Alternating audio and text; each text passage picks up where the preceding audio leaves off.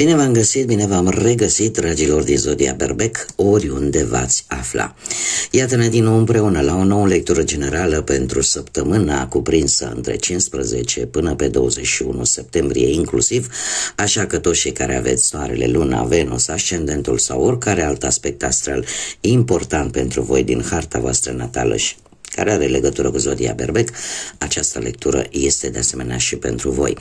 Ca de fiecare dată vă readuc aminte că voi sunteți cei care vă construiți viitorul în funcție de alegerile și deciziile pe care voi le luați. Așa că vă rog să luați decât acele mesaje care rezonează cu voi, restul lăsați-le să zboare în univers. Am un mesaj aleatoriu pentru unii dintre voi, apare o schimbare importantă sau pur și simplu, aduceți-vă aminte, aveți un control la dentist. Da? E posibil ca unii dintre voi să gândiți că poate, nu știu, viața voastră e un pic scăpată de sub control, sau poate cineva, metaforic vorbind, vrea să muște așa din voi, într-un fel. Da, să vă atace într-un fel. Sau pur și simplu e vorba de o programare la dentist, ceva probleme cu dantura. Acum, haideți să vedem care este situația actuală în funcție de ce vă doriți, de ce gândiți, de ce simțiți. Pentru dragii mei din Berbec. Bun. Dragilor, voi sunteți sunteți într-o fază de schimbare. O schimbare mai ales pentru, nu știu, pentru a avea noroc, pentru a dobândi poate o rezolvare la o anumită situație financiară. Dar haideți să o luăm pe rând. Avem Gazela, care, cum am mai spus, ne vorbește de schimbare, o schimbare nouă. O schimbare nouă, o schimbare proaspătă, care te face să te simți mai liber, care te face să treci la acțiune și să mergi înainte, să ai acea noblețe și acea putere să mergi înainte. Până la sfârșitul săptămânii se pare că există și un mic noroc pe partea asta financiară.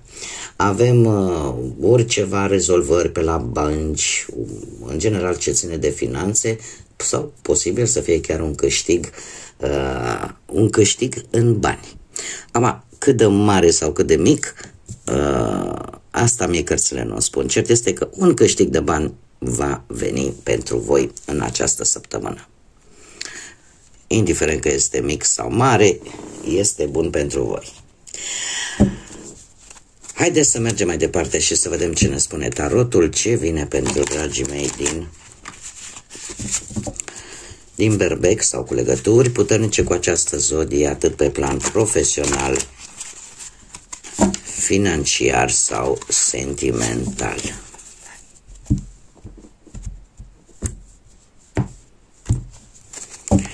Și să vedem, pe partea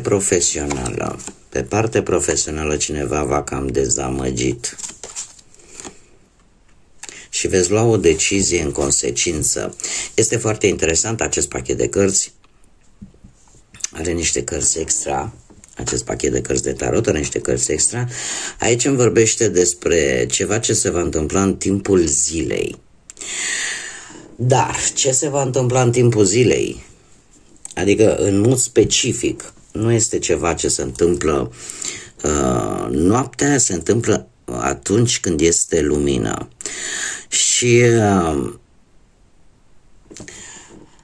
această dezamăgire vine din faptul că poate aflați că altcineva a beneficiat de munca voastră.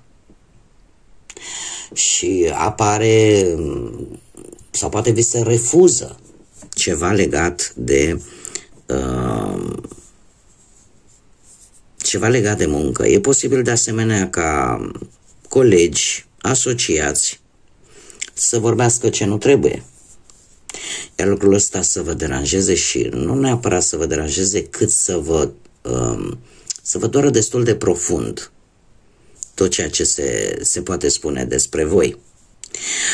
Doiul de spade vine cu opțiuni care, cel puțin în aparență, sunt dificil de ales. De ce? Pentru că toată această responsabilitate de a alege pică pe voi. Există într-adevăr și o anumită teamă de consecințe. Dom'le, dacă schimb locul, dacă ce se întâmplă, da, există o teamă firească, dar din câte văd eu aici, e un lucru care se impune. Apare această necesitate de a avea o anumită înțelegere în ceea ce privește viața voastră profesională cu altcineva. De a avea o înțelegere, veți fi destul de pragmatici, veți fi destul de rațional, destul de logici și, cum am mai spus, aceste lucruri se vor întâmpla în timpul zilei. În timpul zilei în care voi veți vedea, sau mai degrabă aș spune că veți vedea lucrurile mult mai clar, adică va fi clar ca în lumina zilei ce veți avea de făcut, da? Și încotro o luați. Eu aș mai zice că e posibil să aveți parte de un mic blocaj, poate unii dintre voi în așteptarea unui răspuns, pentru cei care căutați poate un job. Trebuie să vă zic că dacă totul este corect, dacă toate documentele au fost depuse corect, lucrurile vor ieși bine. Cert este că încercați cumva veți încerca să vizualizați foarte mult beneficiile și veți lua în calcul cam care sunt beneficiile voastre și cât de ușor le puteți atinge, puteți ajunge la ele. Dar asta va aduce foarte multă transformare, exact ca o explozie așa de...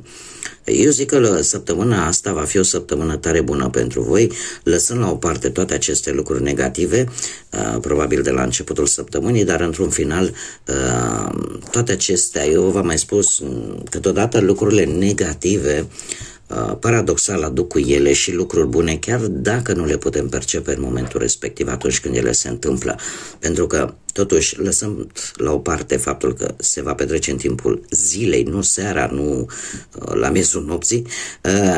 Această carte ne vorbește de faptul că se schimbă atât de multe lucruri. Se schimbă modul în care gândiți, aspectele pe care voi le trăiți în acest moment. Deci se schimbă foarte multe lucruri și eu aș zice că pe plan profesional pentru voi începe o perioadă destul de bună și de benefică. Mergem mai departe și haideți să vedem pe plan material, financiar. Avem zodii de pământ, Taur, Fecioară, Capricorn. Poate că unii dintre voi aveți planete importante în harta voastră natală din aceste zodii sau poate chiar implicarea unei energii cu aceste zodii de pământ pe plan financiar. Sunteți foarte, foarte grijulii în ceea ce privește banii. În permanență o să vreți să aveți resurse, să le puneți bine la păstrare și de multe ori fără să știe nimeni de ele, bănuți pe care îi puneți deoparte în ideea, domne, e mai bine să fii prevăzător. Există într-adevăr aici un as de cupe care mie îmi vorbește de un câștig. Un câștig pe care l-am văzut și în cărțile de oracol. Un câștig care are legătură oarecum și un pic și cu norocul. Nu știu, puteți găsi bani în locuri și în situații în care cel mai puțin v-ați fi așteptat.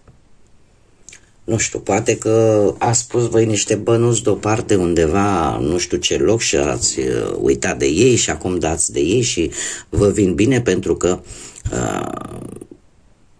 nu, atunci se întâmplă și mie mi s-a întâmplat să pun niște bănuți deoparte, nu știu ce loc pitit și exact când aveam cea mai mare nevoie de bani să dau de ei și să zic, uite bă, ce bine că i-am pus aici, că uite acum îmi prind bine.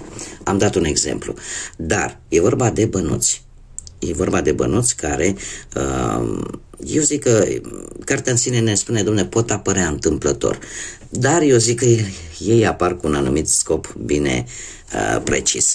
Avem de asemenea și un 3 de cupe care pe partea banilor îmi spune că e posibil să, către sfârșitul săptămânii, să cheltuiți o cantitate de bănuți pentru bunăstarea voastră personală. Da? Dar cumva fără exagerări.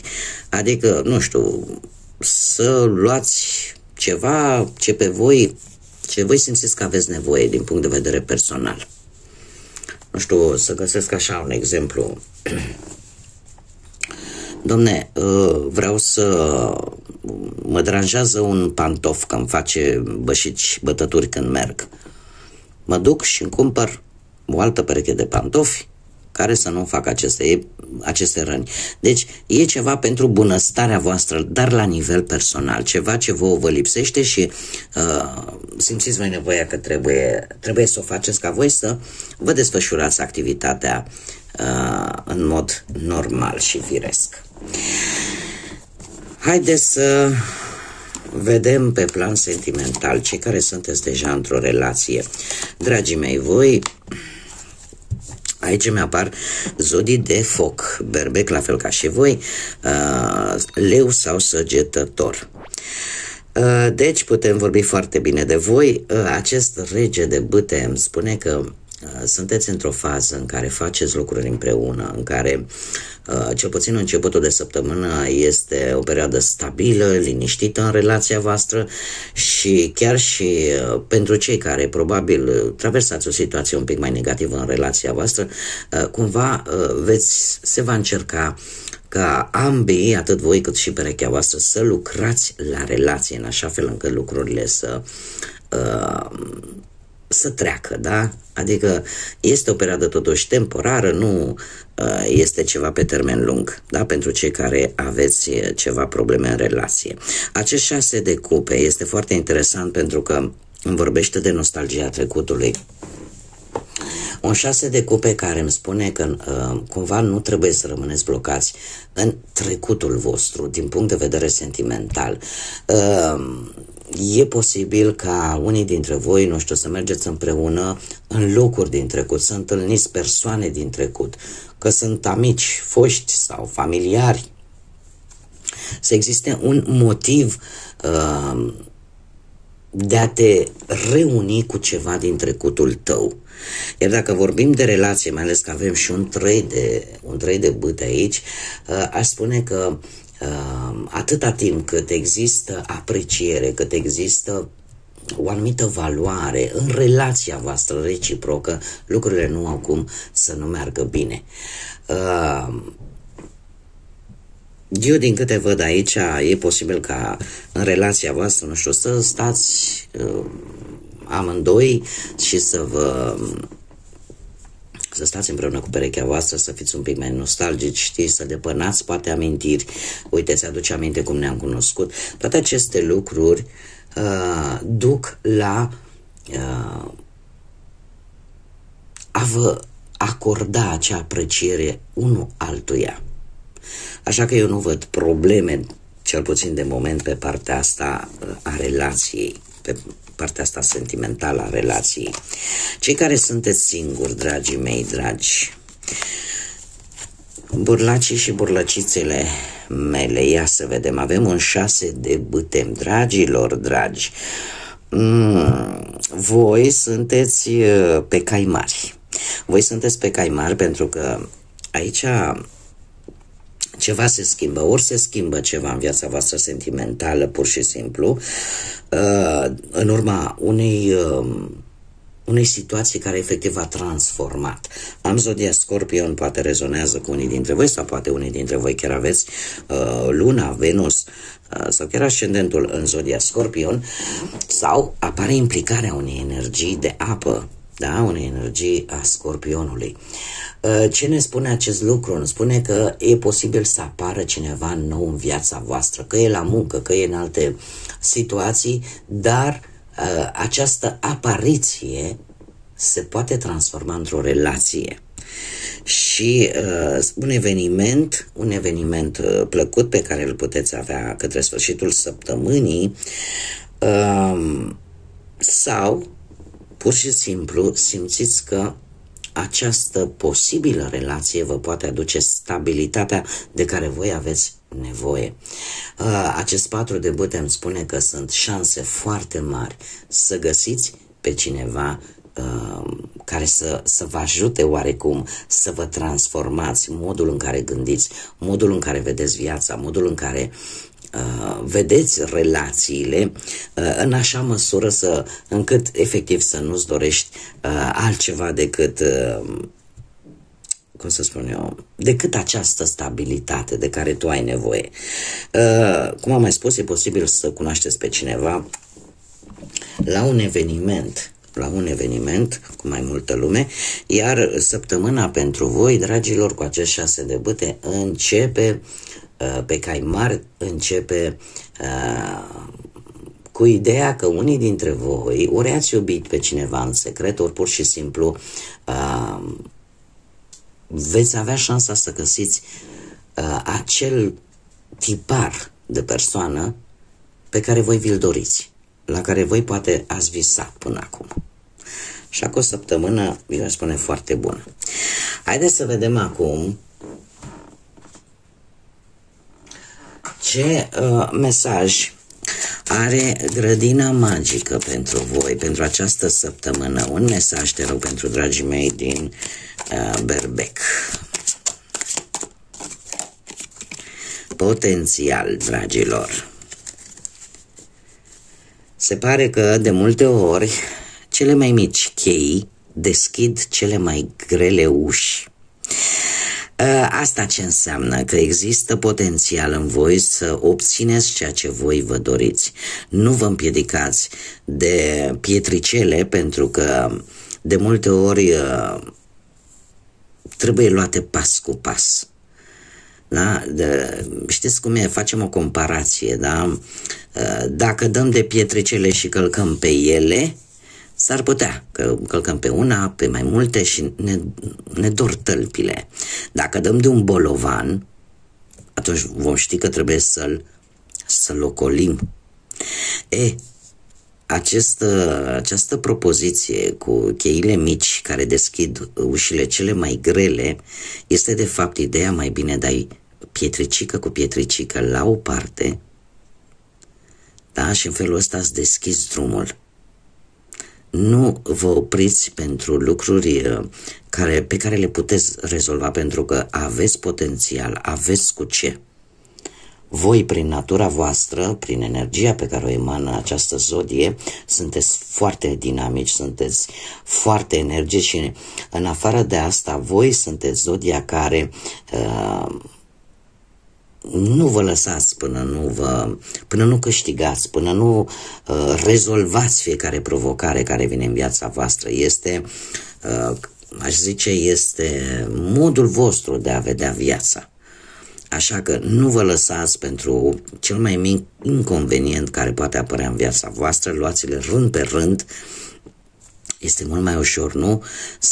Să dai câte o pietricică la o parte din drumul tău decât să te apuci să o colești dita mai stânca sau să fii nevoit chiar să începi să spargi la ea. Da? Metaforic vorbind. Bun, dragilor, cam atât am avut pentru voi pentru această săptămână. Mă bucur că v-am avut alături și nu uitați pentru cei care încă nu v-ați abonat, eu vă invit cu mare drag să o faceți. Dacă ați rezonat, dacă vă plac acest gen de lecturi, eu vă aștept cu mare drag să vă abonați, este gratuit și de asemenea nu uitați de like-uri, distribuiri și comentarii. Pe mine mă ajută foarte mult ca aceste lecturi să ajungă la cât mai multe persoane și implicit este modul prin care eu sunt stimulată oarecum să fac și mai mult conținut pentru voi. Așa că eu mulțumesc anticipat pentru toate aceste gesturi.